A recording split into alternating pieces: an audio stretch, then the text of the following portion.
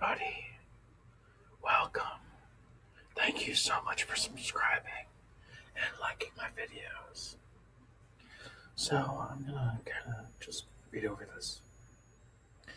If you haven't watched my other videos, I'm gonna be going through the HTML basics documentation, and then what I'm gonna do is go over the basic CSS, and then finally dive into JavaScript.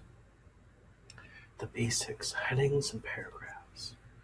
Most structured texts consist of headings and paragraphs. Whether you're reading a story, a newspaper, a college textbook, a magazine, etc. Structured content makes the reading experience easier and more enjoyable. In HTML, each paragraph has to be wrapped in a p element, like so. Each heading needs to be wrapped in a heading element. There are 6 elements: the H1, the H2, the H3, the H4, the H5, and the H6. H1 is the biggest heading, H6 is the smallest heading. Each element represents the level of content in the document. H1 represents the main heading, H2 represents subheadings, and H3 represents subheadings, and so on. Implementing structural hierarchy. As an example, in a story, the H1 element would represent the title of the story. H2 elements would represent the title of each chapter.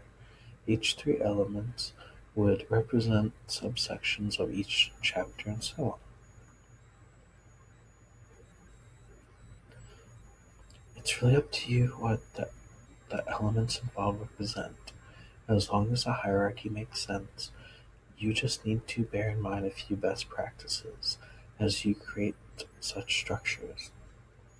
Preferably, you just use a simple H1 per page.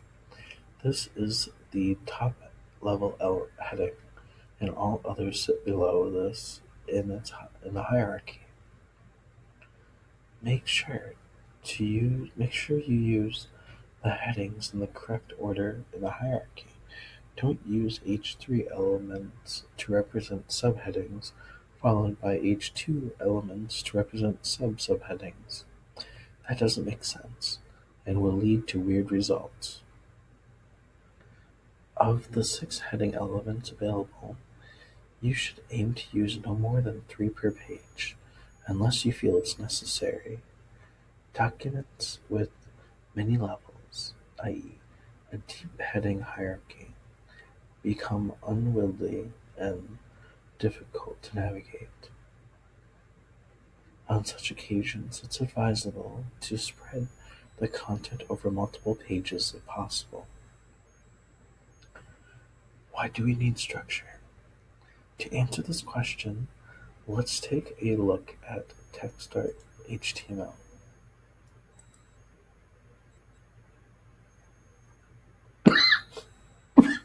Excuse me, guys.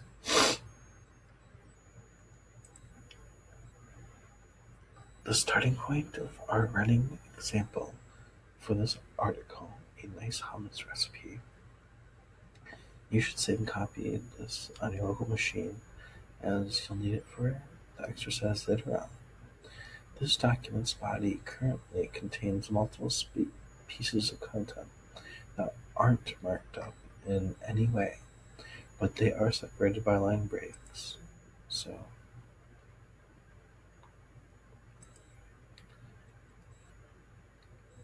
However, when you open the document in your browser, you'll see that the text appears as a big chunk like this. This is because there's no elements to give the content structure, so the browser does not know what a heading and what is a paragraph. Furthermore, users looking at a web page tend to scan quickly to find relevant content, often just reading the headings to begin with.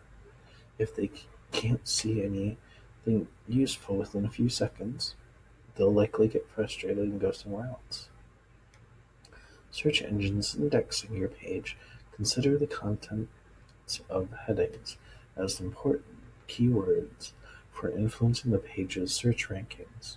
Without headings, your page will perform poorly in terms of search engine optimization, or SEO.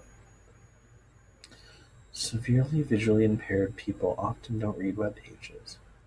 They listen to them instead. This is done with a software called a screen reader. This software provides ways to get fast access to given text content. Among the various techniques used, they provide an outline of the document by reading out the headings, allowing their users to find the information they need. If headings are not available, they will be forced to listen to the whole document read out loud. To style content with CSS, or to make interesting things with JavaScript, you need to have elements wrapping the relevant content, so CSS JavaScript can effectively target it. We therefore need to give our content structural markup. So what we're going to do is place this in the heading here.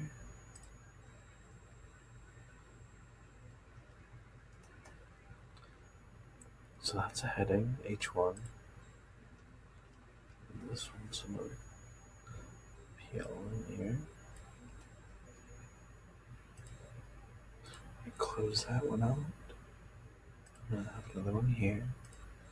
Close that one out as well. So now that we've got some structure, we got a heading and two paragraphs.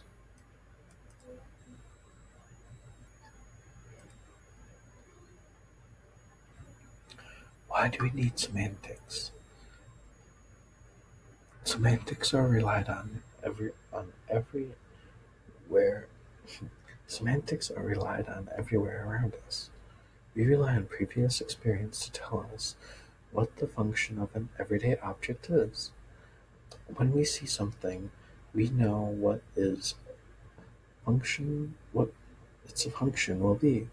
So, for example, we expect a red traffic light to mean stop, and a green traffic light to mean go. Things can get tricky very quickly if the wrong semantics are applied. Do any countries use red to mean go? I hope not. In a similar vein, we need to make sure we are using correct elements, giving our content the correct meaning, function, or appearance. In this context, the H1 element is also a semantic element, which gives the text it wraps around the role or meaning of a top-level heading on your page. By default, the browser will give it a larger font size to make it look like a heading, although you could style it to look like anything you want using CSS. More importantly, its semantic value will be used in multiple ways, for example by search engines and screen readers mentioned above. On the other hand, you could make any element look like a top-level element. Consider the following.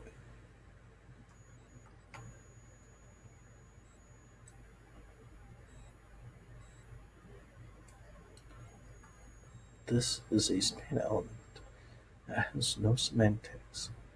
You use it to wrap content when you want to apply CSS to it, or do something to it with JavaScript.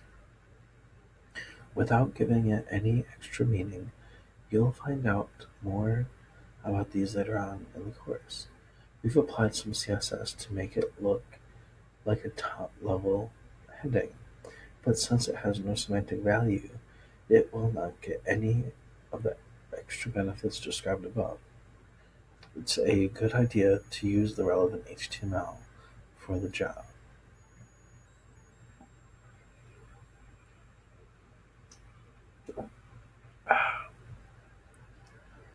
Lists. Now let's turn our attention to lists. Lists are everywhere in life, from your shopping list to the list of directions you subconsciously follow to get to your house every day, to the lists of instructions you are following in these tutorials. Lists are everywhere on the web too. And we've got three different types to worry about. Unordered lists are used to mark up lists of items for which order of the item doesn't matter. Let's take take a shopping list as an example. And every unordered list starts off with the UL element that wraps around the items of list, represents an unordered list. The last step to wrap each list item in an LI, or list item element. Active learning, marking up an unordered list. So what we're going to do, excuse me. So that's an unordered list. We're going to close that out.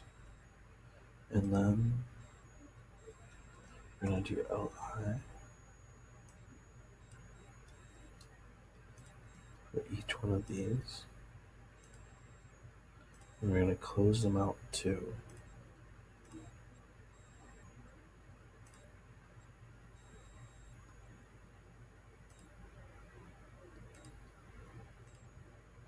Just like that.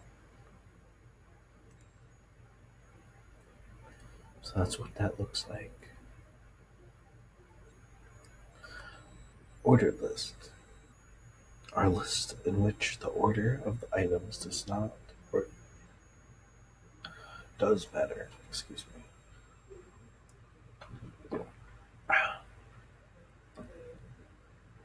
Sorry about that. Ordered lists are a list in which the order of the items does matter. It takes a set of directions as an example. Turn to the right, turn right. To markup structure. Markup structure is the same for ordered lists, except that you have to wrap the list in an OL instead of the UL. So, see right there. And this is all the same here. So, what we're going to do is OL for ordered list.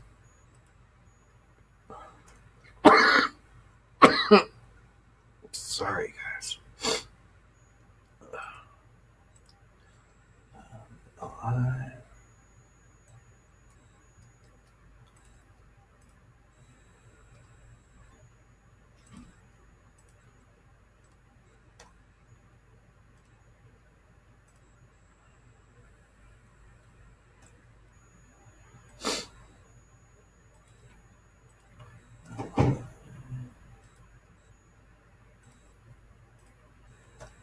Just like that.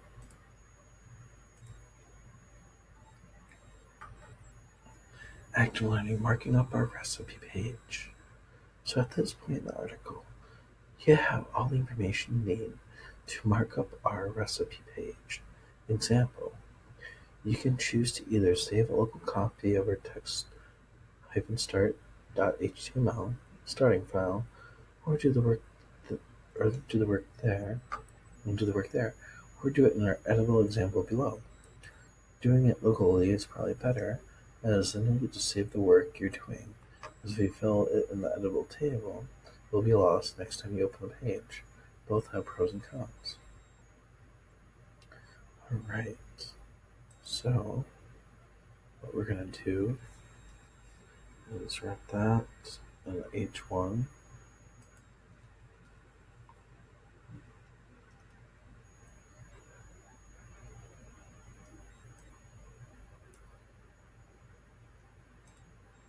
This will be a paragraph.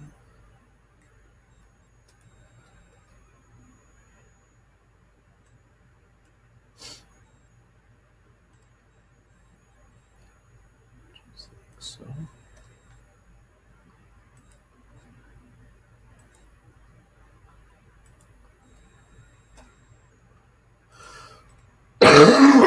Excuse me, guys. I'm so sorry.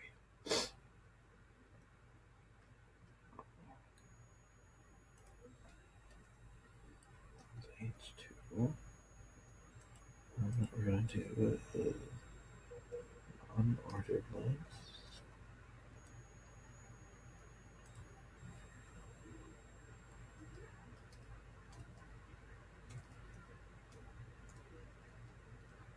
Like that. And that one. Li for each list item. Close that one out. Don't forget to close out your tags. So I'm just going to kind of sweep through here like this.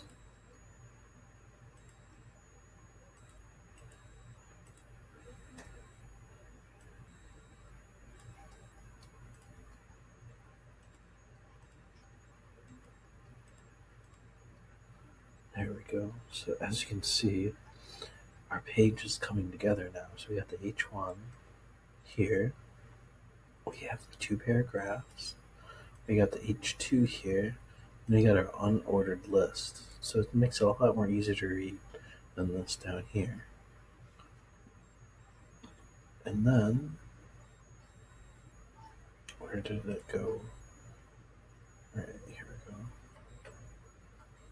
So I'm just going to show solutions. This is what it would look like all the way through to the end. So that's our ordered list here. So as you can see, this does the OL instead of our UL that we had. Nesting lists. It's perfectly okay to nest one list inside another one. You might want to have some sub-bullets sitting below a top-level bullet. Let's take a second list from a recipe.